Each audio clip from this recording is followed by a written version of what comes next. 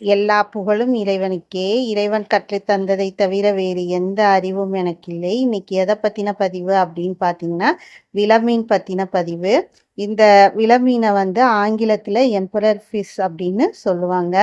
இது தமிழ்ல விலமீன், விலைமீன், ஓலியா அப்படின்லாம் அழைக்கப்படுகிறது. இது கடல் மீன் வகையை சேர்ந்தது.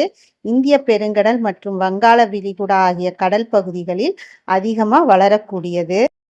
இந்த மீன் வகையில மொத்தம் 35 வகை இருக்கு. முன் சரிந்த நெற்றியும் ஆப்பிரிக்க மக்களின் உதடுகள் போல தடித்த பெரிய உதடுகளும் இந்த இன மீனின் முதன்மை அடையாளம்.